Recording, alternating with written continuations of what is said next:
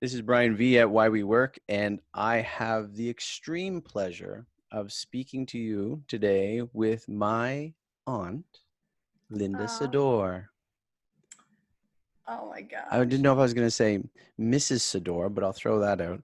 Linda, No. thank you Yeah. very much for speaking with me today, and I appreciate you taking the time a moment ago to speak with my dear wife. I know she appreciates that. She adores you immensely, and I thank Bill for allowing me to take some time from you this morning. I thank you very much, Brian. This is an absolute pleasure and a privilege. I assure you, it's so good to see you. And I just love your family, and your wife is very, very dear to my heart. I'm going to have to ask you that same question at the end. You may not think it is that big of a pleasure, but I do appreciate it. And I do want to talk about work. And yes, you are my aunt, but I want to maybe some people will listen to this and want to know a little bit about you in terms of work, thinking years back, not necessarily now what you're doing. So as far back as you would like to reminisce of your thoughts on work, even before you started working. Maybe you've seen someone in your life that was a good worker or a poor worker, and you said, I want to, or I don't want to be like that person. No, I think as far as work, it was just a natural thing. My mother was a hard worker. My father was a hard worker. And it was just a way of life. That's all it was to it. I never had seen or witnessed anybody who took life for granted, that you didn't have to work for everything and anything you had. When I was very young, maybe 11, I started babysitting in the neighborhood, and I had a lot of experience already because I had two younger brothers, one of whom you probably know very well. And you can well imagine he was not a gentle person to work with, and no older sister was ever going to tell him what to do. And of course, my mom would come in and say, where are the boys? Is this right? Is that right? Like, so now I'm responsible. So at a young age, I could go out in the neighborhood and work, right? And I So can go ahead. I can attest to that. And that's not even against my dad, obviously. No. But my daughter is the same, the older sister, and looking Yes. after my son, Benjamin, and she has that responsibility. And now at the moment, she's so willing to look after her nephew is here, and Exactly. she can go and do that because she has that tender heart, motherly instinct about her because she had that responsibility growing up. That's exactly true. And the thing is, looking after her nephews is a whole lot easier than looking after her little brother. I guarantee it is. Not referring to anyone in particular, but just that's how it goes. Yes. So what was your reasoning for my dear wife is here. Yeah, she's writing. So as I mentioned to you about our purchase today, she's reminding me to call someone. So that's okay. Uh, What was the reasoning for wanting to get that babysitting job besides having the Because it ability to do showed it? I was responsible. It showed, it gave me confidence in things I was doing. I did not have confidence. I had a really rough time trying to get confidence in everything and anything I did from a very early age. And my daughter also had those same issues, very, not very confident about anything you do. You're always not good at it. It can't help it. But also, I did know that my parents didn't have money to give me or to do everything you did, you had to find the money yourself. You had to find a way to do it. So when I started high school, it's like 4 miles away, but for me to catch the bus to and from school, I had to pass Galley's shoe store. So I asked them for a job and got it. So all during high school, I worked for Galley's shoe store, which gave me money for milkshakes, for going to the school dances, things like that. So you learn, it helps, if you, and people get to know you that way too. So when you said you were trying to show, was it show confidence or show Yes. ability? Is it Yeah. to prove to yourself, or was it to show my grandmother and grandfather, or your mom and dad? Was Know it myself. to yourself? Hmm. And were you at that age able to to see growth in yourself and the confidence, or did it take time? No, well, it always takes time because you have to be successful, or it's that praise. You're going after the praise, which then confirms that, yes, you were right. Yes, you have confidence. That builds your confidence in what you're doing and how you're learning that. But the other thing is that this doesn't works for that child, but it certainly doesn't work for the other child, right? So you have to figure out a way. So that try doing that and making it happen gives you the confidence that I know what I'm doing. That's amazing. I know what I'm doing here. So what did you venture into after high school? Well, my dad, being female, dad says there's only nursing and teaching. There's no other thing to do. And I wanted to do business. What did you want to do? So What did you want to I, do in I, business at the time? I just wanted to go to business college. I Okay. wanted to learn as much as I could, but my father would have no part of it. So I went into nursing, which nobody had to tell me I was going to hate this. I knew I was not going to be a good nurse. So, but I did it for a very, very short time. And I found out, no, this is definitely not for me. So I went back home. I was in Montreal at the time. And I went back to Cape Breton and I got a job with Woolco in retail. Yeah. And from there, I got back. I was living in Glace Bay. So this is what, 20, 30 miles away from Mm-hmm. home. Mm-hmm. So then I got a job at Kroll's in retail and had my own little jewelry department. That was kind of nice.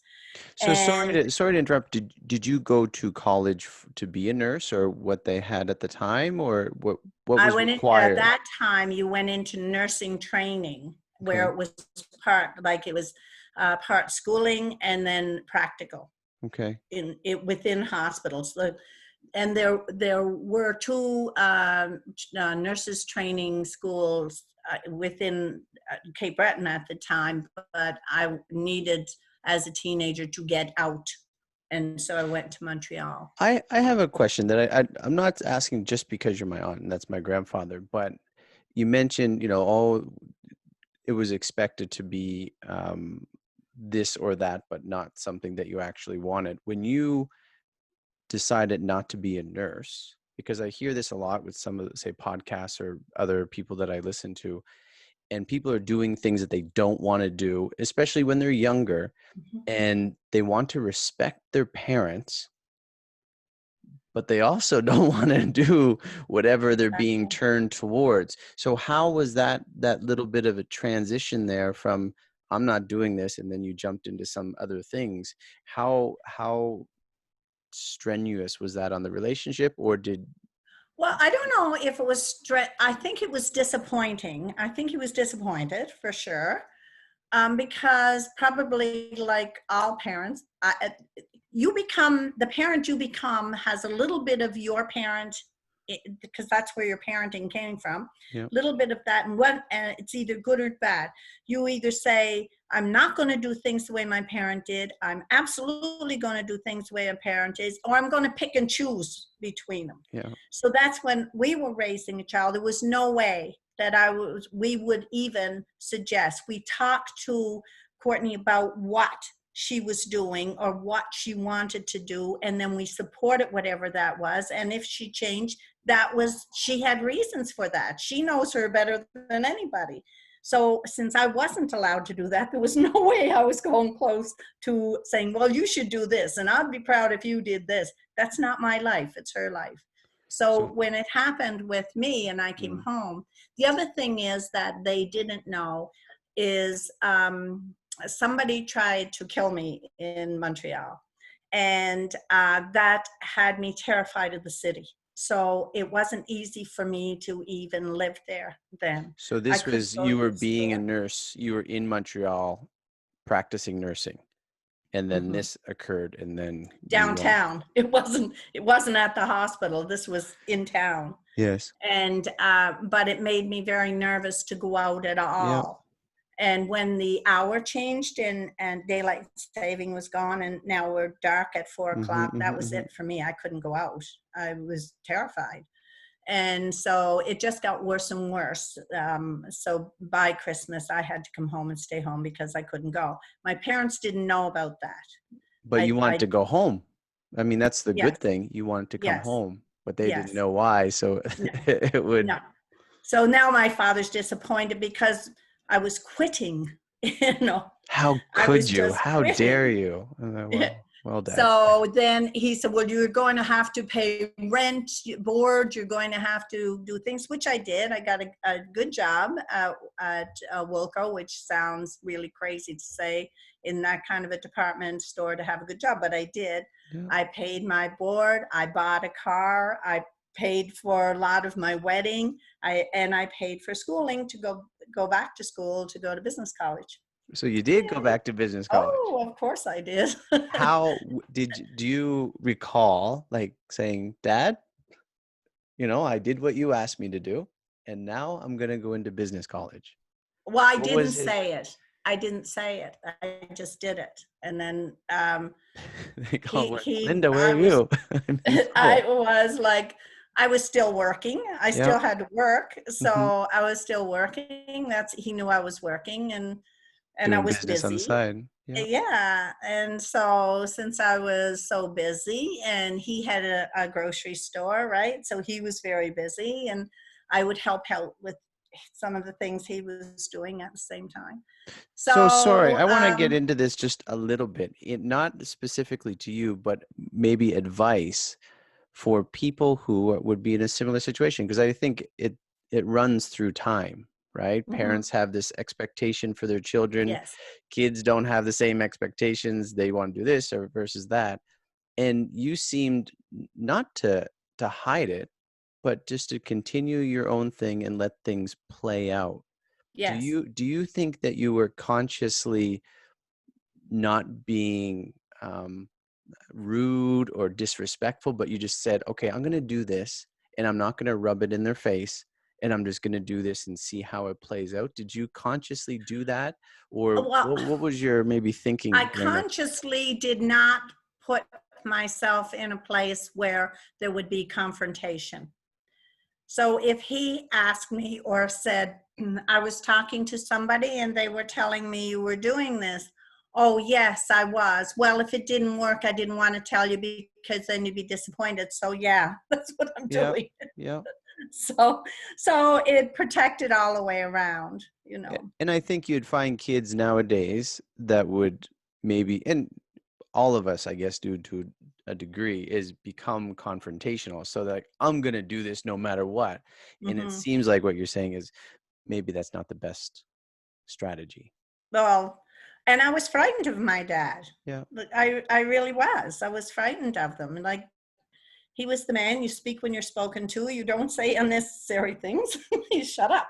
So So how did school go? How did you find that experience I versus loved it. taking the nursing, which you probably Oh, I loved it. I loved it. I absolutely loved it. I loved shorthand. I would be listening to the radio, and if there's people around, I'm still trying to listen to what the radio's saying and copy shorthand at the same time. It was like another language. It was just fun to do.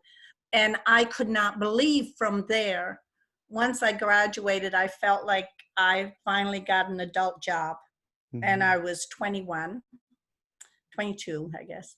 And I got a job with Air Saint Pierre, going to French owned properties, the only ones in North America.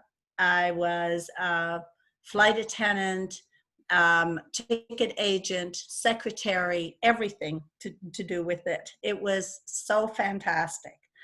And I met a lot of people. I traveled a lot. I got to know an awful lot about airplanes, things that I Mm. had no way of knowing any other way. And after being there and that's when I started speaking French. And so when I was then purchased away or enticed away with a salary that I really wasn't getting much of, but the job Mhm. was it, right? Mhm. And to An Eastern offer, Flying Service. an offer And you couldn't there, refuse. when it was there with Eastern Flying Service, I did everything. It was from accounts payable to receivable to balance sheets, and then learning about franchisees and And aviation, I got my pilot's license there. There was nothing, doing contracts, payables, receivables, like everything. And So I loved it. did you have any, because your life even now is surrounded by flight, right? Mhm. And it's your husband and your life. Did And you our have, daughter. and your daughter, did you have that desire because you wanted to get into business, but was there some sort of inkling towards it, or you just want to get the No, business? That's all you could no. see at that time, and then you just fell into it. I thought in the beginning, when I was interested in business, it was more like banking.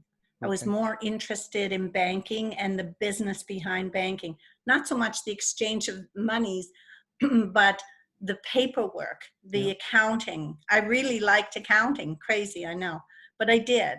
And so that's where my head was going. But I was out of work, and my dad had a very, very good friend who worked at the airport, and he heard that Air St. Pierre was looking for somebody. So I applied and got it. And after that, like I always feel that in life, your choices are color, that it's almost like you're led into something. Like it's almost like you're led there, and that your choice is what color, because there will be two veins, pick one, and then your life goes on from there. But even it goes so far, there's another choice. Mhm. And that's what leads you down the road. So you really don't have a whole lot of choice in it. And a lot of people spend their time worrying about getting to those choices or getting to that step, and that They will makes come. they'll They come come. anyway. Can They, you say they're that? Can you say that again? Who said what about the airport being open or the position being open? Did you say your father, my grandfather, yes. eventually introduced you to the guy who would give you the Yes. job? Well, that's true. That's absolutely true. And as a result, my dad and mom ended up getting some privileges as a result of all Yeah, of they that. didn't, and I know they didn't mind flying down to Florida. I mean, just No. in the end, I was like, he's like, "There's my girl." Or out west, when we were living up in Fort McMurray, and we got them out west, and we had a private plane pick them up, and a private plane flew them back to Fort McMurray, and then we went to a fishing camp um, in the middle of a Saskatchewan lake, where it was just this house and every toy you can imagine and every fishing rod you could imagine, and a private plane dropped us off, and a private plane took it, come back and got us, and he bragged about that till the day he died. so no, he did well by He was it. okay with your decision, and I think But when that's he got great, sick, right? it would have been nice if I had been a nurse. Well, yeah, a private room or something, but I think he was okay. So, how long did you stay in the With airline Eastern industry? Flying Yes. Service, I then, I guess I was becoming known in Canada because there weren't any females doing what I was doing.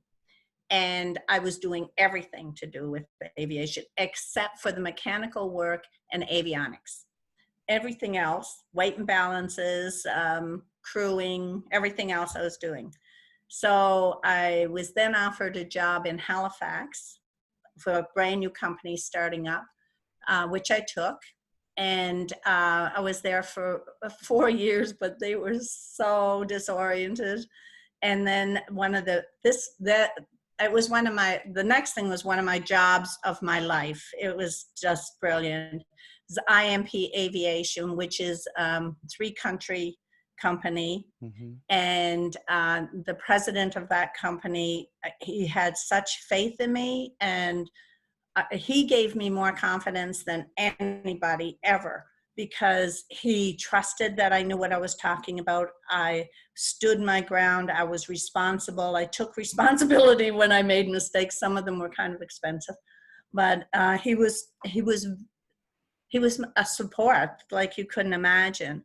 And there was nothing in that company I didn't do, from marketing, accounting, selling the company, everywhere in Canada, fighting other companies that were trying to get in, tasking the government to, in court, to do something about rules and regulations, changing some of the rules and regulations. I did a lot of work for that company. And I sold a jet, a really big corporate jet, or I hope to sell it, to a gentleman out west, a corporation out west. And I really wanted to make this sale because I needed this out of the company. Mm-hmm. And so I got my husband to take it out because he's the best, smartest, sharpest pilot I'd ever known. And I knew a few pilots. He was the best and still is. And so he flew it out and he was so good. They bought the plane and him as well. So they offered him a job that was so over the top, he couldn't refuse it. On the same day that IMP offered me the general manager's position of IMP Aviation. So that was like, oh my gosh. I have a side question. Do you think you were an influence on your brother to get into mechanics? I don't think so. Well, Keith started hanging around at the airport at that time. Terry got his license because I was there. Well, Terry, and I yeah. did So get, was he? You were. I gave Terry that job. Well, Yes. there you go. So you were a big influence. He had no choice. I was desperate. The boss of the Eastern Flying Service went away on vacation, and I was in charge. And then the guy on the ramp decided he knew more than I did. So then we had words. He didn't come the next day, and I called Terry and I said, "You want a job?" So when my boss came back and he started screaming at me, "You had no right to hire somebody. Who do you think you are?" And I said, "Okay, you be here. You make sure that everybody's on the ramp and everybody's getting fueled. I'm going home," and I quit. So I left, and then the next morning he called me and he said, "Are you coming to work or what?" So, did you say your daughter is also in aviation? She was. She's now HR for Scotiabank. Okay, and so she went the bank way. Isn't that ironic? I never thought of that. Yeah. When she graduated from university, she they offered to pay for her master's if she came back and taught history. And I didn't know this until her graduation day, and her professor. This is out of her bachelor degree. They offered her to come back. That's right. They asked me just not to come back. I don't know. To teach history. So we didn't know it. And then when this professor said this, it's like, what? And I looked at her and she said, "Mom, if I have to study for another year, I'm going to have a breakdown. I just can't do it. But don't worry, I have a job." "You have a job? You have a job?" I said, she said, "Yes." She said, "I got a job with WestJet as a flight attendant." Then I thought I was going to go right through the ceiling. "You could have done that with grade 13. You didn't need 4 years." Oh, no. She was just living a dream at the time. So Mom. she did. She was living in Calgary, which was where she was born. So that was kind of cool. And she and her boyfriend saw the world on their days off. They went everywhere they wanted to go. And she did her post-grad while she was working. So you were a major influence on your daughter and your brother. Oh, I don't know about major influence. Just I was directed them. You gave them opportunity. You gave them an opportunity. I was just shocked that she didn't take the more education, but she was right. She had to do it in her time, and I had to learn that. This people have to do things in their time, and so that's what we did. So when we went west, obviously I gave up my dream job and went west. But then I learned all sorts of things. I was living in Lethbridge first, and within Bill was gone all the time. And so, and I was living in a hotel.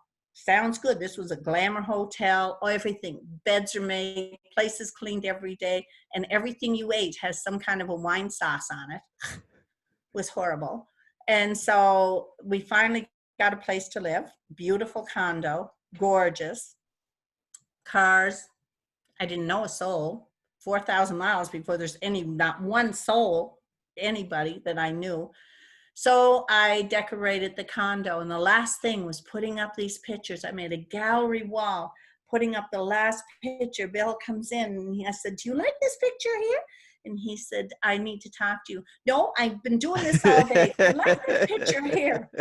So he backed me up with my shoulders, sat me down. I'm still holding the picture. And he says, "I've been transferred to Fort McMurray as general manager of Contact Airways." So I got up and said, "Do you like this picture here?" "I'm not going." I'm staying with the picture. So then I did. I went to Fort Mac, only because I left with the jet. The jet had to have an engine overhaul, and I left with it, and I went down to think what I'm doing. Before I left, my old boss, IMP, called up, and he said, "Linda, the last thing I'd ever want is anything to go wrong with your decision making and your jobs out there. But I was wondering if you would come back to Halifax." Oh my goodness. So I'm already in a turmoil, and then this offer is on the table. And he said, "If you do, I have a big surprise for you." But he wouldn't tell me what it was. So I left with the airplane, and Bill calls me while I'm sitting by the pool, and he said, "Listen, it's your decision. You have to do what you feel is best for you. And I'm not trying to get you to I'm not trying to put any pressure on you, but I just thought you should know that your brother Terry and his wife are coming up to Fort McMurray to work with me." "Okay, I'll come up." So I didn't go back east, and I went to north, or up to Fort McMurray. So we were there for 3 years. Terry stayed for 35. Yeah, you did. And so we came back to Calgary, and I got a job, just a short-term job with Ken Boric Air, just doing like government work and getting their papers all in order and everything. And while I was there, I met a gentleman called Marsh Marassi, and he worked for Pan Arctic Oils, and he took my information and presented it to the corporation, and they hired me. So my entry job was administration, and I quickly changed that for transportation, oil and gas, air transportation, some engineering, and just about everything else that I did. And I was there for a long time, and it was really interesting that and then Bill, of course, he decides to go airline, which was back east again. I'm still in Calgary. So, and I had a little baby at that time.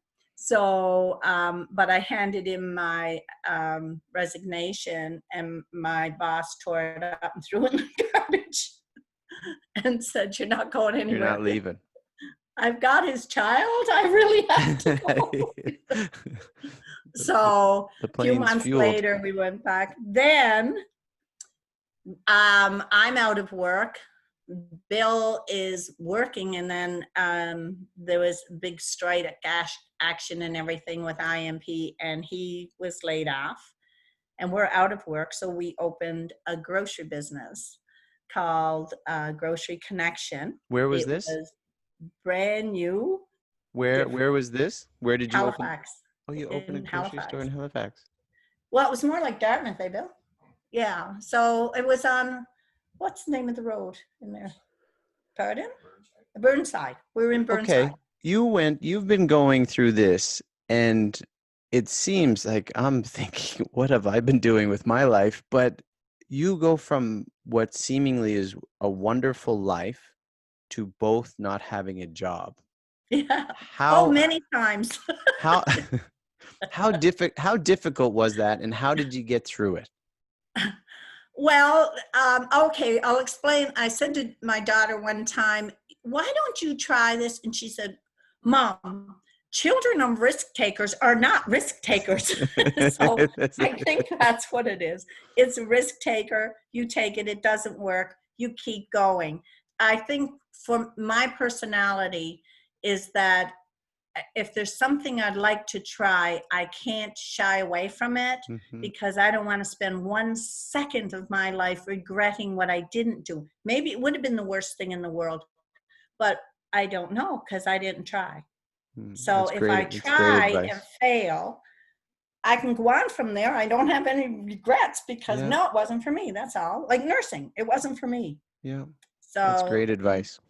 you just go forward from there because you have one life,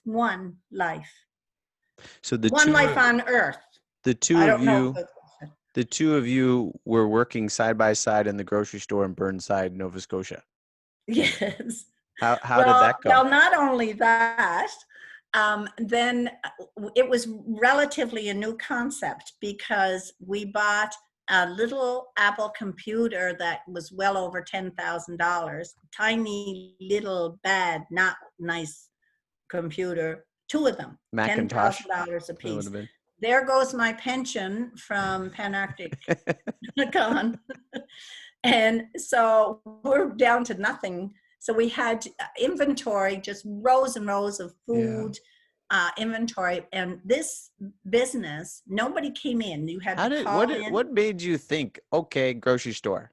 How did you go My from father was in the grocery business. I knew the grocery business, and this was a new concept because people would call in, give us our order. We're on headphones, taking the order down, fill the order, deliver to them, 35-mile radius, no charge for the delivery. gas was cheap then?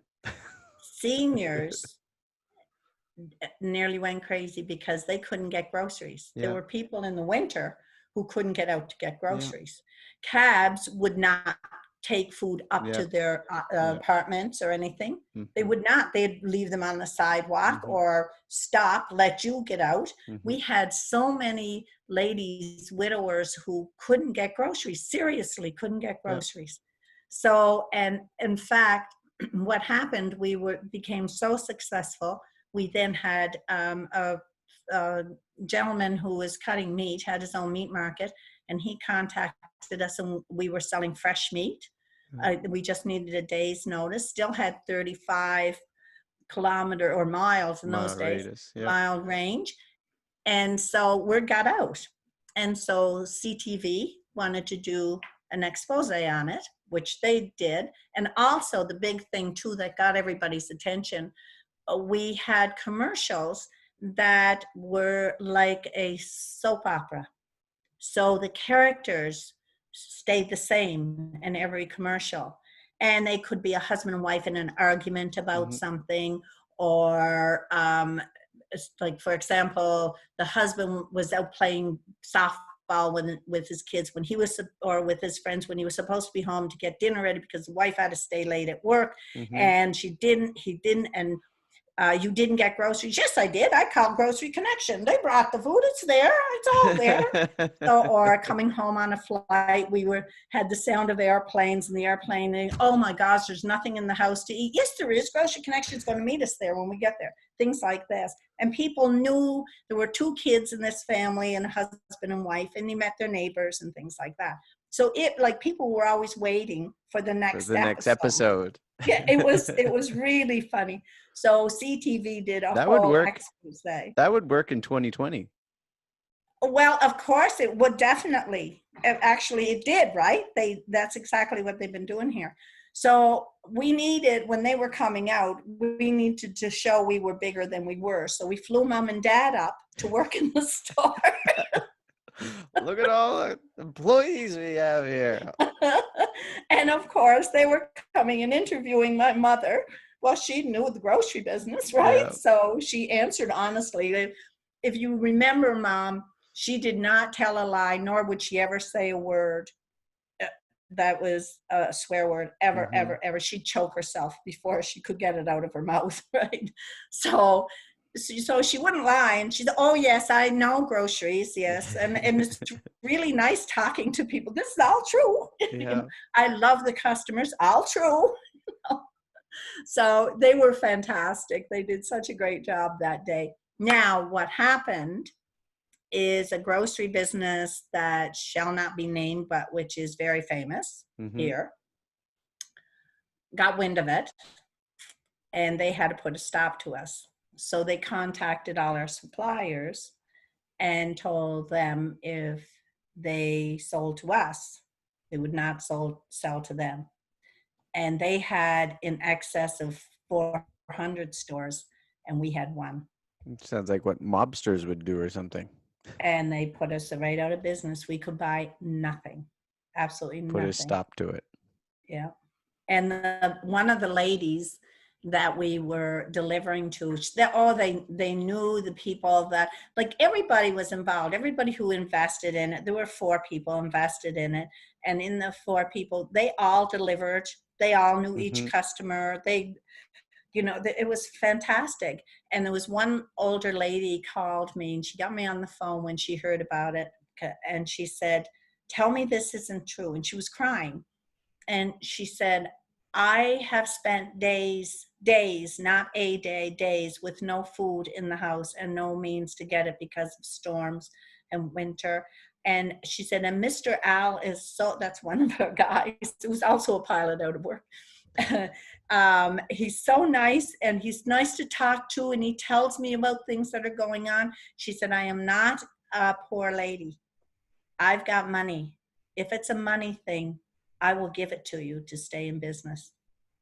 I said, "I'm so sorry, but I wish there was something I could do, but that's not the issue. The issue is we cannot buy product." So we had to close it. There's And something still to owing for those 2 $10,000 computers. your pension's gone. Pension gone. So from there, a gentleman from Northern Ontario, Bill, had the year before sent a proposal to the Canadian government about doing a service that connected all the Maritimes. I guess, it was just the Maritimes, not Atlantic at that point. And before he got to put it in the hands of the person he intended it for, the Canadian government put an ad in if anybody had a way of doing this. So he marked out pertinent information that was relating to the person he intended it for and sent it to the government. Bill never heard back from them, but this guy in the Northern Ontario contacted Bill, gave him that he was going to start a business. He wanted to make him president of this company. And by the way, what's your wife doing? I hear she's good at this as well. So we went to Sault Ste. Marie and talked to this gentleman. Bill had a couple of drinks. We've been going since 4 a.m. He was looped. This guy was looped, and I'm not. So I'm listening to the conversations. And he said, "You know where you made your mistake? You blacked out too much information." So no. How did you know? About that? How would he know about that? Right. So when I tried to tell Bill about it, he said, "Well, no, that's not possible. The government has it. It's private information. The government has it." It just so happened this man and a certain senator, the guy got the information and gave it to him. So now we're working for the job that Bill, as it turned out, it's probably the best thing. The hard part was we did all the work for it. I did the hiring for flight attendants, ticket agents, service people. I set up the departments. I did all the marketing. They stole your idea, then hired you to do it. That's right. That's exactly what they did. Now that sounds like good business. So when it was all set up, they fired Bill and sold his position for $25,000, fired me and sold my position for $15,000. Once you did all the work. Yes. Then they failed and left the area in debt. And Bill and I were the ones who secured all of this information. So that really hurt because that's my hometown. That's my turf, right? And they damaged our name, and that really bothered me. That was horrible. But with everything, there's always an up and down. When I was with IMP, one of the biggest accolades I could ever receive, the University of New Brunswick contacted me and asked me if I would be the guest speaker for the first graduating class with a transportation degree. I It's was an honor. overwhelmed. I could barely breathe, and so not deserving of this honor. So I told them that, and I gave them three names of who, and one of them is right there in your own territory. He's from New Anyone Brunswick. else but me. Anyone else. And yeah, and he said, well, the thing is, all three of those persons recommended that we should ask you. So that was two accolades, and now I can't even breathe.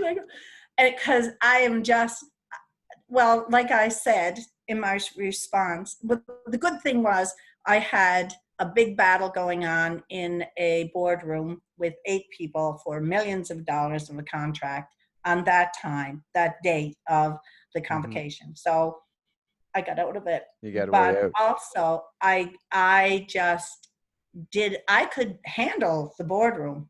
I could handle the battle, no problem. But to stand in front of all those learned people, and I couldn't say a word. It would just shut me up crazy because I was not anywhere near them.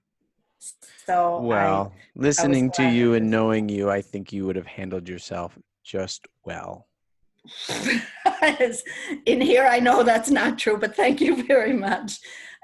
But it was just the fact that somebody thought that much, right? That I knew what I was talking about, and I did. I knew, but I didn't have the confidence to put it forward. In a boardroom, I can handle it. I can handle anything. I think the main reason was, and this was the biggest negative of my entire employment anywhere, was that being a female in a male's world, I was working 10 times harder than anybody else. And mostly it was comments and put downs. I can handle that. All you did is just make me stronger and angry. So there's no way that I'm not getting the money out of your pocket and putting it in ours. There's no way. Okay, since you're challenging and putting down yourself to say you couldn't do it, which I think you could have done it, do you think it's more with all of your experience, you're best on your feet, on your toes, the active versus preparing a speech? Is it the speech or thinking? Is it that sort of environment, like to go teach a class where you have to You're sit right. down, prepare? Is it the jitters or Right. something? My gosh, Brian, the insight. I had not ever thought of that, but you're absolutely right. I also started, your grandfather, my father, died from prostate cancer. And I started an organization called the Princess Ball in support of Prostate Cancer Canada. And every year, I mean, we sold loads of tickets. It was a big, big event, big gala. Took from September to April to get it off the ground every year. And I would make speeches, and I'd get up, I'd read the first line and put it down and ad-lib the entire rest of the thing and go sit down. I could not ever follow it. That's what you do best. I can't. I'm nervous of that because now people can punch holes in it. If I'm just being me, if you punch hole, well, okay, it's my personality. I can't help it, right? Thinking too much of what you might have to say and preparing and thinking. I got a phone. Hang on. It's 3 rings and it's gone, so don't worry about it. So you may overanalyze what other people are thinking about you, and if you prepared well enough, and if you articulated it, and you expressed it, and you presented it, and rather than what we're doing here, which you're doing perfectly well, and being in a boardroom where you're like, listen, guy, I know my numbers, I know this, and you can't tell me because I know it, and that you can go back and forth. That's like a boxing match, right? You can roll with the punches as it comes. You're up there in front of a few hundred people, and it's only you, and that's scary for a lot of people, mind you. And all the focus is on what you're saying. No, I'm from Glace Bay. I can't say. So how did you bounce back from getting your job, your idea stolen, and then being let go? Well, we did open, and as you know, it was very, very well received, that's for sure. But I think the hard part was how they hurt the community. I could not imagine people being that mean. Just couldn't ever imagine it, but it's life and you're going to run into those people.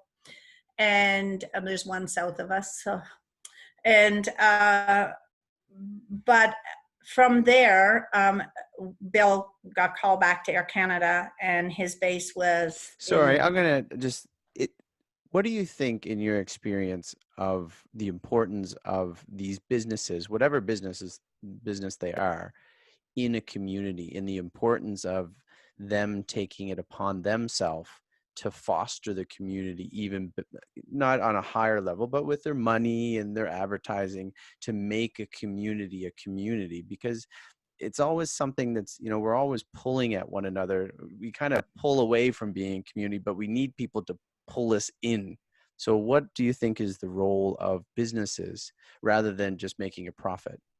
I think it's 100% necessary to be part of the community, to foster um, uh, people working for you, to foster them to work within the community, to help where it's possible, to do whatever you can. And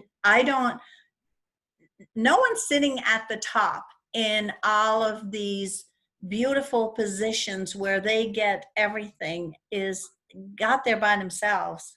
Absolutely. It doesn't matter if it's a maintenance person, somebody working on a line somewhere. It doesn't matter. Everybody working gets that person what they need. And it's their 100% responsibility to do the same, And to help those persons. you probably seen it because you've been in executive roles and dealing with people who are higher up. I heard this just the other day of companies that kind of check the boxes of, okay, are we being socially aware? Are we being community oriented? Are we doing that? Yep, we check it off, versus having Right. a heart to actually do something and make changes for their communities. Have you seen the difference on both sides and how they work or don't work very well? I haven't, not necessarily, not in my time, because Mm-hmm. for the last 25, 27 years, I've had my own business. So that's not what I was doing. But when I was working, like I said, for IMP, they are very conscious of their community. They are in the scientific community as well. They are always helping, and they're in 3 countries, and they're doing it in 3 countries. So very much respectful. Now, Pan-Arctic Oil is no longer in existence, but they had a very strong community service where, as an employee, you were dragged into it and saying, this is what we are doing. Yeah. And so you're put out into the community to do it, which when you're doing it, you're having fun. And I think it's a great thing. I think it's a great way to make 2 things. Marketing, it's a great way to make your name known in the community. It's a great way for those persons working for you to get to meet other people in the community. And it's a great way for persons working for a corporation to say, you know what, I enjoy doing this, and it becomes a way of their life. I think it adds in so many directions. And even outsiders look in, say, hey, that's a good company. I might want to work for them. Or, my son or daughter wants to go, well, then I think that's a good, reputable place to work. That's exactly. It always comes back to you. Everything you put out once comes back to you. You may not recognize it, but believe me, it comes back. It does. So yeah, I appreciate companies like that. And that hurt me about this one because they used our name to make it negative. But we moved to Ontario then, and Courtney our daughter was dancing. She was called in a lot of activities, but we didn't have product here. And it was in the big city, which was not always the easiest thing to do. Sorry, product in what sense? For dance. She was dancing. Okay. Like product was clothing, shoes, all the things that she would need. Okay. So because my husband was flying with the national airline, we could go to where it was. Edmonton had the biggest store. So people here knew that. and they would give me requests. Could I get a skate dress? Could I get gymnastic wear? So eventually I had more of that stuff, because when I would bring it back, they would say, "Oh, my daughter quit dance Yeah. or skate." Okay, that was a $300 dress. So Bill said, "Why don't you just open a store?" Okay. So I opened Elite Performance Wear, and I never made a cent in 20 years. Did not. But everybody who worked for me, they paid for their education, they paid for it, and we had fun. And they're still my dearest friends to So you this day. got into that. I guess, why did Courtney get into dance, or did Courtney get into dance because of you? Was that ever a passion you had yourself? Did you ever? No, I This is love ballet, dance. was it not? Or Yes, even yes. broader than that? Well, she did all dance, but ballet was her forte. She ended up in a dance of a ballet school. Hmm. It, she's very, very good. She was offered Britain to continue, but she didn't want. She said, "I want to dance for me, not for the world." But no, I opened a store in order to have provisions, Supply. because Yeah. nobody in this town or any surrounding town had it. There was one store in Toronto when I opened, one. So you had Then one in mentioned. Ottawa. So yeah, I did very, very well for the first 3 years. And then Walmart decided they need the same product. And then Loblaws decided they need the same product. So their buying power was a whole lot better than So you mine. ran that for 20, 25 years. Yeah. Yeah. What was your biggest challenge in owning? I mean, you could speak of the airline industry experience, but of 25 years of being in the same spot, what was your biggest challenge of doing that, besides maybe not making any money? Um, Mostly it was employees. That was the hardest thing, Keeping because them, their attitudes, or no, I guess the thing was that if at any one given time, I would have 9, 10 employees. you're And huge. so and I depend, well, they were overlapping, right? Yeah, I had 9 or 10 employees, but everybody can't work all the time, yeah. because the thing was, I had a tendency, or try to have one person maybe or two who are out of school, but hopefully the Yeah. idea was to give employment to high Students. school students Yeah. looking for money to go to school. So that was the main objective. So all of these kids, they were mostly always either in gymnastics or dance or skating themselves, Hmm. right? Which made it the whole lot less training I have to do, because they certainly know what they need. Yeah, yeah, exactly. So they, in turn of doing school and having homework and their activities, these girls and boys were very, very high in their activity. So Yeah. they were competing all over Canada and the United States. So I didn't always have them 100% of the time. So Hmm. I Hmm. needed enough people to do all They of had the. other priorities which you were more than accommodating for. Oh, absolutely. That was the idea. That to me was the whole idea of being there, was, again, giving back. But the other parts of it, I, one of the things that I guess bothered me the most is people in the public think if you own a store, you're really rich, right? Hmm. They have no idea of what it's like. You are, for example, I do believe strongly in giving back to the community. Before I opened, I had been to the gymnastic meets. The public school systems in this area had gymnastic meets. They wore their t-shirt and shorts. They did back walkovers, and their shirt goes over the top of their head. And Mm. all of these kids, especially girls, will never be same again, never, Hmm. because people are laughing at them. This will come up when they're in university. But remember the time that your whole body was exposed in front of all of people. If they aren't saying it, this kid is saying it in her To head always. themselves. Yeah. So I said, I got to do something about this. So I went to every school and I said, if you're going to do gymnastics, I will do your suit for the cost of making the material itself, the cost of making it, not the material, the making of it. Because I couldn't at that time, I didn't know how to make it. So I couldn't draw a straight line if I tried. I learned real fast though. So I had 13 schools and they were doing gymnastics. And the deal was I would allow you to put one cut.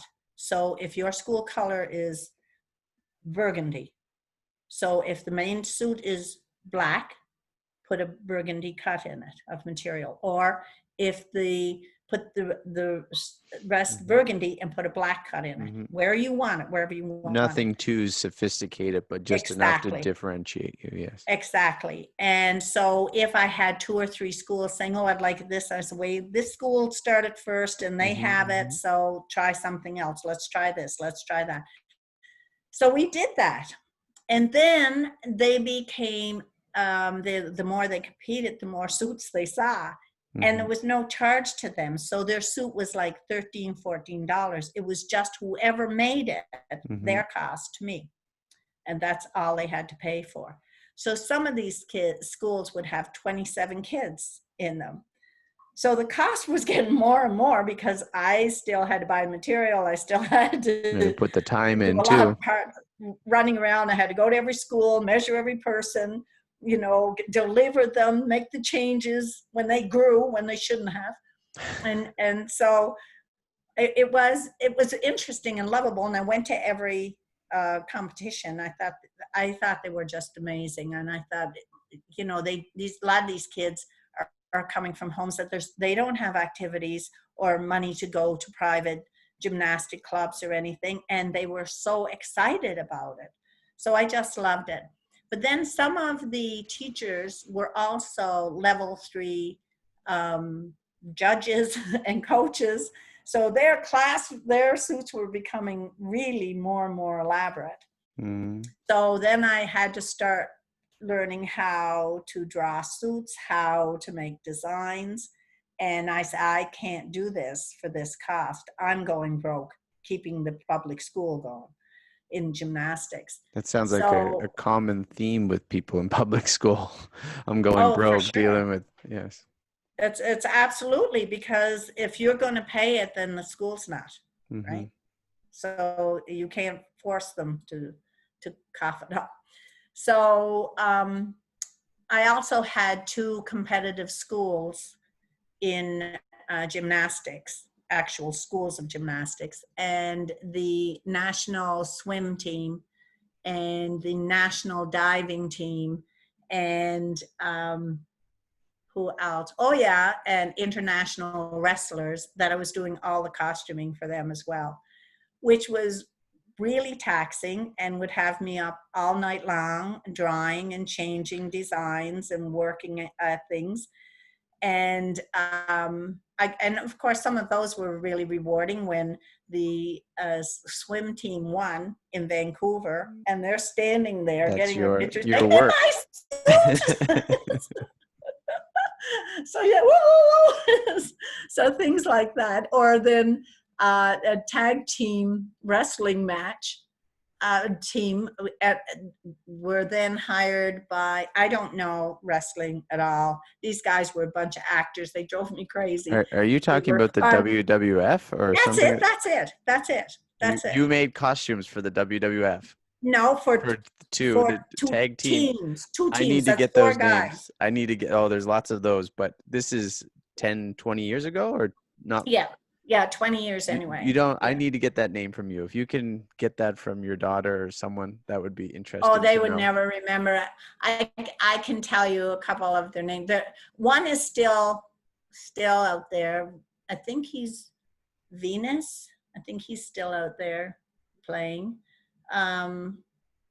Oh gosh, I forgot the other guy. No, I won't put. No, you let me know. I'll post it in the YouTube thing. And my aunt made WWF. They weren't in WWF. This is them going into. But I would get a call. They became WWF people. Right. But I would get a call in the middle of the night from Ireland, and they said, "Linda, you know this team, they were really funny because their boots had these shaggy things on them. Yeah. And I Tassels? kept saying, if they want to hurt you, they just need to grab a handful of shag and throw it. And I'm saying, you don't need this. So they were, okay, same suit, but we want it in purple, we want it in white, and we need it in black, and we need it in. So I would have all these suits. Or this guy came up from the States and he said, are you the one who makes these suits? I want a suit in this color and this color and this color. And I didn't know that I don't want to, it's all acting, but I didn't. Oh, it's Because all we all know now, but back then we kind of thought it was pretty real. But we know it's just a big drama with very huge and the guys and other girls. guy he's wrestling that night comes in behind him and they're arm in arm and laughing and joking. I go, okay, this isn't the way it's supposed to be, is it? I don't. Oh no, they were friends. I mean, Oh, unless best there friends, was yeah. competition if they didn't get something, but no, WWF was pretty huge at a time. Yeah, so so that was, took up a lot of time. And Deerville, we were also doing, like, there's a ballet type of ballet that's called RAD, Royal Academy of Dancing, and for their exams you need different outfits. And because there's not a whole lot of people in Canada doing RAD dance anymore, where they could get the dress for it, they couldn't. So Bill would come home from work. It's a full circle skirt, and Bill would come home from work and make my skirts for me. No, he didn't. So you mentioned time. How much time were you putting into this on Oh, on a more regular basis? Not necessarily the beginning or the end, but what was your on regular average basis? regular time?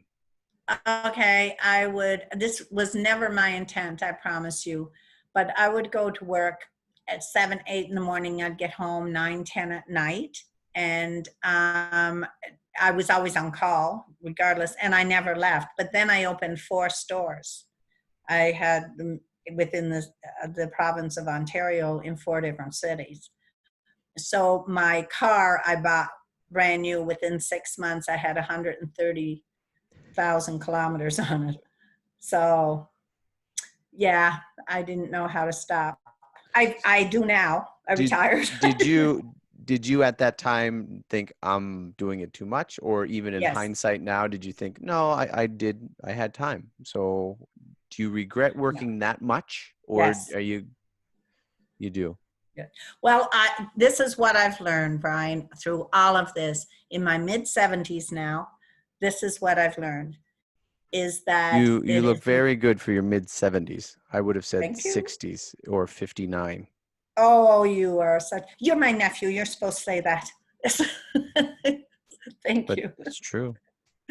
Now you lost my train of thought. Uh, um, yeah, no, I now absolutely know that Regret of working so much, is it? you are so fortunate if you have a job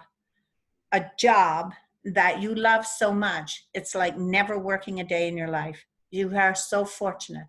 The problem with that, because there's an up and down with every Hmm. single thing, the problem with that is it's providing you your income, your social life, your confidence, your just well-being, Hmm.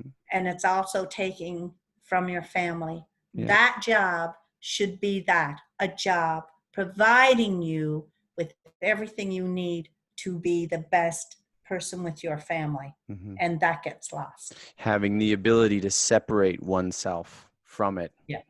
at a appropriate At a time. certain time, job stops.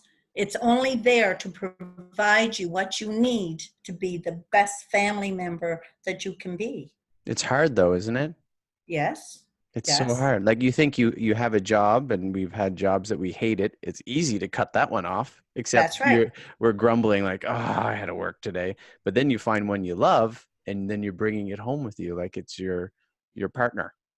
Yeah, well, you don't. That's the problem, is everything you are goes into that, and there's nothing left for your Yeah. partner. There's nothing left for your children, because that's everything. what was a joy that your experience or the 20, 25 years of working in, so you became a designer then? Yep. So I You, couldn't draw a straight line. but you did, you became a designer, you're on the drawers of WWF stars, like, It was funny. It was really funny. but you And created. my suits, one of the suits from one of the competitive teams, this is with a 25% discount on the suit, was $265 each kid. It was all Swarovski crystals. It was their truck is still driving around town with my suit all over it. So in that job or any other, what was the, and you kind of touched on it. It's hard to take away and bring it home to the family, but what was the greatest joy you got out of and now you're retired. So when did you retire permanently to say I'm stepping away? Because it probably, did you not like a landing that goes down and up and down? Did you try to get away and then you went back to it? Well, I put it all online and stayed with it when I retired. Closed the stores, put it all online, and I did it online for 3 years. So then you stayed in front of the computer at home. Yeah. How was that easier? Because I mean, nowadays, to COVID 2020, a lot of people are working at home, Yeah. and they're saying, oh, this is good, I get to work from home. But was it easier? Well, I like to talk, you know that. So on the computer, what I did do was change the concept of the business, and I was no longer dealing with the public. I was dealing with people in business. So I was Mm-hmm. selling directly to them, and they were selling to the public. So I B2B, yeah. became a wholesaler, and I had the stock. Um, Years and years before, at a convention in the States, I met a gentleman who made his own Highland shoes. I never quite got out of the Highland and the Irish and the Mm-hmm. Scottish. That's the Cape Breton in me. Yep. So I kind of stayed with that, and he gave Bill and I an opportunity to buy into his business, and I had the rights for Canada. And we changed the contract so that if he was ever going to sell, that we had first Rights. right of refusal.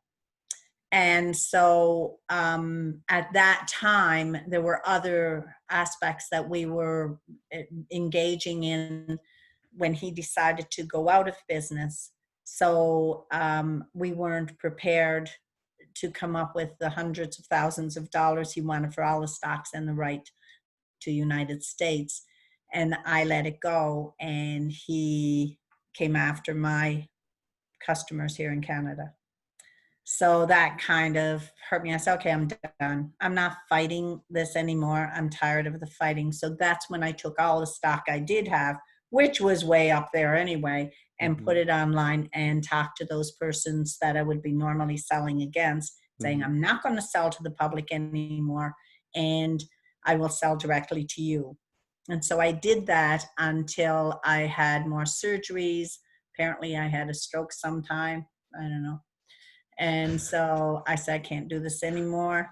And I then sold all my stock to them. And that was last year.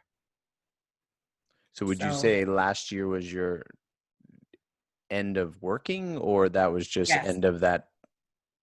No. Well, it was the end of my working, I thought. And then Bill retired, and now he's playing with starting another aviation business. Oh, I love aviation. Are you hiring, honey? You can give me a good recommendation, honey. I said, okay, don't talk to me about it. I don't want to know. And then he came out and he says, Linda, when you put together that airline, what license were you using? I don't like, and I started thinking about it, and he came back and he said, was it a 3? It was a 3 we were using. Yes, we could get that. It would be an unscheduled, and that's legal. You're right in it. Okay. You and just I'm right slipped back right in. back. Yeah, right smack back. So I'm on the committee. Okay, do you want me to search this out? I know. I hate it. I hate it. Between that and racing cars, because I love to race cars as well, that is, I get really hooked. And that's what I'm saying about it, though, is that you can get so hooked on it, it almost becomes like a drug that, if somebody comes and said, Linda, this is happening. Okay, you can figure it out good because I'm back at whatever. I think I can do that with aviation. What would you say though? I mean, if you're getting in this with your husband, my uncle, working together, like is this, and you said you're retired and this time, is this a good thing to do? I mean, you have the two of you, you have an opportunity, you can, I mean, I'm married too, We, so I mean, I know maybe it's just 20, my house, but I know it can be tough. But Brian, Bill we're together 44 years. yeah, Bill has spent, I've only seen him maybe 20 years in that 44 years, right? yeah, Because of his line of work. He retired February 1. God, thank you for that, yeah. because he retired in time to Before get, COVID, yeah. and everybody else that retired 2 weeks later had to go on unemployment. He got his pension. Really? Oh my gosh, he is so lucky. But he was home 24 hours a day, day in and day out, forever. And It's nobody felt sorry for me. it's only been 6 months. It wasn't forever. It is so. 24 hours has never been that long. I spent 2 weeks in a 24-hour one time, like that's Bill, I know there's two sides to a coin. tough. No, he will agree. He will agree. He's apologized. He bought me a big ring because he was sorry. Yes, we are wrong too, but it does take two to tangle. Tango. So yeah, but he's learning. I know best. He is, and he is so smart. He is really So smart, to get and I into a enjoy business together I mean, that to me, it seems, well, if you have some time together and you missed 22 years, then this might be a good time but then if 24 hours seems long. that. And we are sort of different people, Mm-hmm. and those years add different, Differences. and also different values Mm-hmm. and different. You're just different Perspectives. people than we were 44 years ago. Yep. And so, although we do, when it comes to work, we do have a tendency to work well together. In fact, we have worked in 5 companies together. Well, yeah. And in one time, I was working for a competitive of the company he was working with, and we're both executives in them. We had the quietest dinners you could ever imagine. I'll see How you was in your the day, boardroom. dear? Good. So what's new? Not much. Can't tell you. Well, that was it. And the thing is, if he even let a little thing slip, Yeah. I used it against them in 2 seconds. Are you kidding? Because it's the company, right? Yeah, that's That's funny. that I did, and he did the same thing. Well, So let's we work better pretend. together. Let's And that's pretend. what Go the ahead. thing was. If we were in the same company, even though we were in different positions, the positions, because we're all for the same company, they work together. Like if I Yeah. was as manager of chartering, and he's chief pilot, then, and I'm saying, okay, I need to be able to get these kind of pilots with this kind of airplanes on their system, on their licenses. Get me this, and who do you think? And then he comes back, and we're Mhm. discussing the personalities, if they work for the type of job I needed them for. And so that could happen at That 8, can work. 9, 10, Yeah. 11 at night, right? So we're not at work, but the persons that we're working for are getting mega hours. Yeah. We just don't stop. So let's pretend you're retired. I'm retired. And I paint. what I mentioned to you, I want one of your paintings. Oh yeah. No, I'm not sure you want one of my paintings. No, I do. I mean, come on, art is I, subjective. I I'm like your cousin Tegan. Tegan is she's talented. She has a fine arts degree. She's very talented, and she uses all kinds of medium. And I learned that just recently by mistake that I can use glue to make a painting. Like that glue gun, Hmm. and you just draw lines with the glue gun and Yes. paint, and Paint you can over it. turn that into something else. Oh, this is neat. So it's fun. I mean, look at art. Art is very subjective. It sure People is. people look at some things and put value on it, and I'm still trying to figure out what it is. So I would very much appreciate um, a painting by my aunt. That being Um, said, what is your greatest joy of all the work that you've done, or even what you had as your own business? What is the joy that you got out of it? Obviously, minus the difficulty of bringing that joy home. I think in aviation, definitely, mainly because I really enjoy it. I love airplanes. I love everything about it. The logistics of it, and being recognized for that. Even when I left IMP and I'm out west and I'm working for Pan Arctic Oils, I did crash an airplane at one point though. And I thought my husband, this guy who visits Pan Arctic because he's in business for himself and he knows my bosses, and he comes over and he said, Linda, I have a float plane in the lake east of here. He said, do you have your float license? I said, no, I don't. And he said, well, it's on wheels too. And I said, so what? And he said, can you fly it for me? And I said, yeah.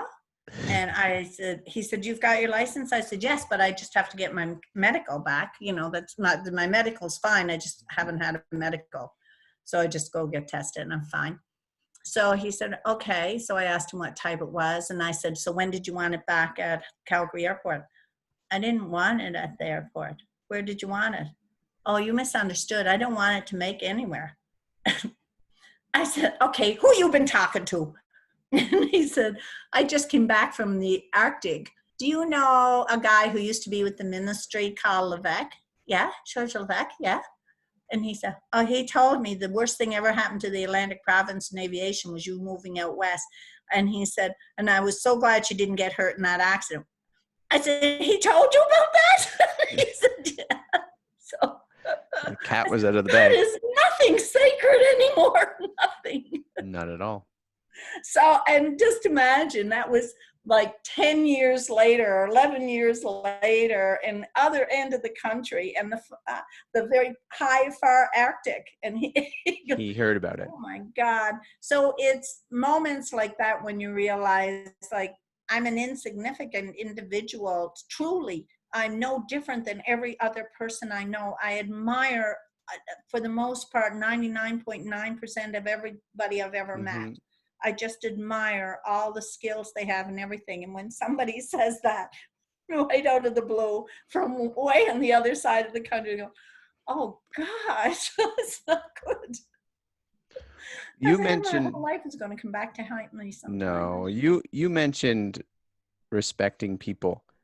What advice would you give to, I say this, of people who are looking to get into work? I mean, you mentioned, wanting to do this, but your parents were not for it, but you went around and you eventually came through it in a non-confrontational sort of way. So people who are looking to work, people who, as you had some failing businesses or unfortunate opportunity things happen where you were not in work. So people who are in this, especially this time where people are out of job, people who are going to work and just don't want to go to work today, feeling a little bit maybe depressed, discouraged. Um, what is some advice that you have? And you've given some, but I mean, just some general advice that could reach someone to say that work is important. I don't know if I'm qualified to give advice, really. because I do believe that every job you do, I don't think everybody can assume what another job is like. Unless you're doing it, you don't know. So people assume that this job is this easy, or I could do that because. Then if you feel that way, and you have some kind of jealousy about them doing the job and it's not that hard, I recommend that maybe you should get that job or struggle to get it, even if you have to do it for menial pay or whatever, to find out what it's really like. Mm-hmm. And don't judge Yeah. somebody's job without knowing the job. And that's not following them through one day or shadowing and say, oh yeah, I got it. Because every job takes a certain personality, and the way this personality does something and that personality does it. There are some people who are just made to meet the public, who are just, they love meeting new people. And there's other people who, without them being nervous of meeting people and working in the background and getting everything ready for that person to present to Mm-hmm. the public, Mm-hmm. it wouldn't happen. That whole job wouldn't Absolutely. happen. That whole company wouldn't happen. So you don't judge. And if you think you might know something, then just go and see if they will let you work in it. And if you're that good, they'll keep you. They won't let you go. But Well, I don't think that I get angry with people judging people's job, and like, or they'll say they're getting paid this much money for doing that job. If you think it's that good, then stop standing here complaining about it yeah. or being jealous of that. Go do it. Go do it. Nobody's stopping you from going after it. There's It lots of doesn't people matter. like that. I totally get that. What about the little Linda who was um, a teenager who got her first babysitting job to gain confidence? And there's not only little, 14-year-old Lindas out there, but there's 40-year-old Lindas who don't have the confidence. What would you say to them? I don't Yeah. have an answer for that because I still don't have it. I think that's part of your personality. It and people may not have it. It could be just, mustering up enough to do the thing, but how did you muster up enough to do the thing each time? I think for me is that watching something I would like to try and being really terrified of trying it because I'm going to look silly or be criticized or judged would make me angry enough that I would rather try it and deal with whatever anybody's going to decide and find out if I can handle that, or if that's what I could do. I just would rather not be sorry that I didn't try something. Yeah, you mentioned And that I earlier. think It I was have great been advice. beaten up so much in my life by so many people who think they know me, Mm-hmm. who think that they know who I am, where I've been, how I've been there, what I've done.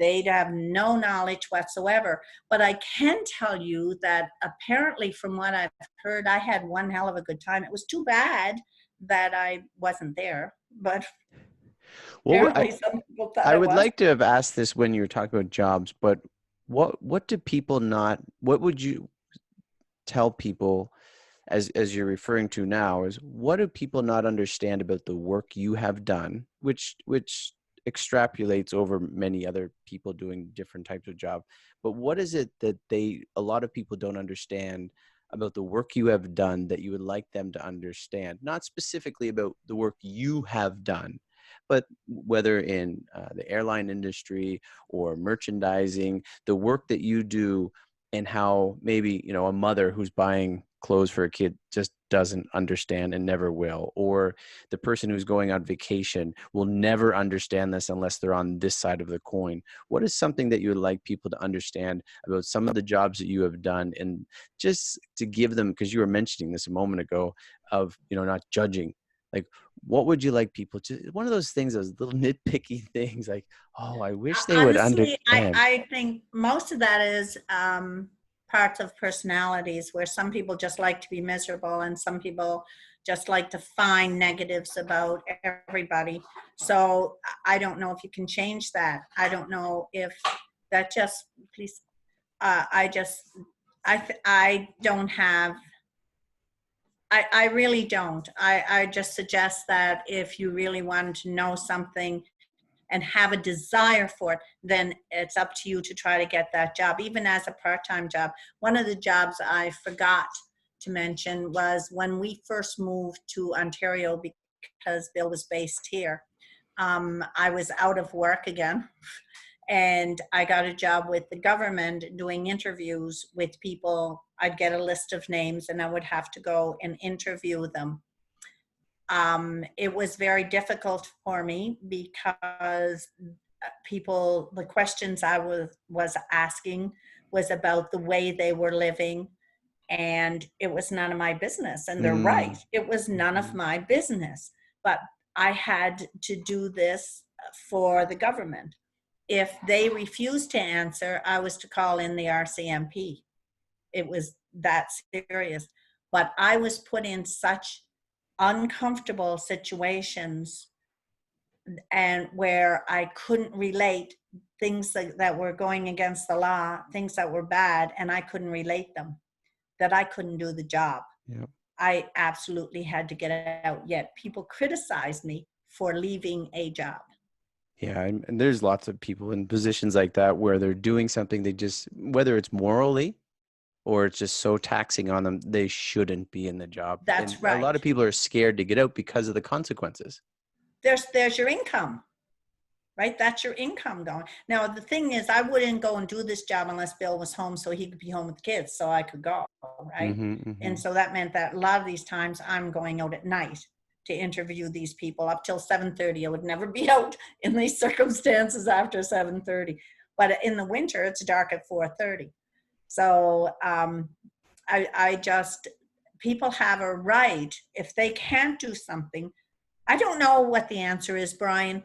If this is your only source of income and you need to do something, not because I just don't like it, but it is taxing to you. It is causing stress. It's going to cause a breakdown. It's affecting the way you react with your people. Then you should not be doing it. And I don't think there should be pressures on people through the government or a need. I don't know. I think there's got to be another way about it. I know a lot of companies have medical and mental health ways for you to achieve that. Yeah.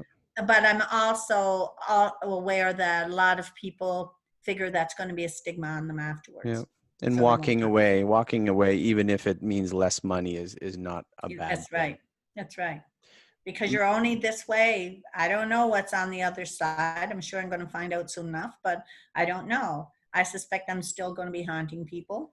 Linda, if anyone would like to get in contact with you, are you on social media? Would you, if someone's like, hey, Yes, I want to I know, am. are you on an Instagram, a Twitter, or something? How could someone get Facebook, only Facebook? Facebook. Linda Yeah. Sidor. Yes, if they Yes, wanted to contact you. sure. In closing, Linda, because you have given me much time, and I do appreciate Bill for being patient with me and my dear wife. Why do you work? Or why in your Why did life? I work? Well, I don't think you're done.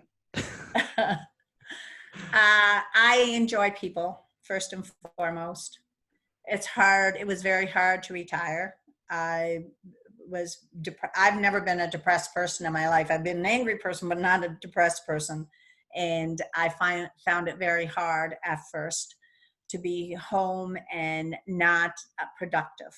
I just felt I always had to be productive. So I would say I worked a heck of a lot more than I was ever compensated for. So I just like to work. I like to be busy. I like to be productive. And I think that's the reason I work. Sorry, this leads me to something else then. What are you going to do during your retired time?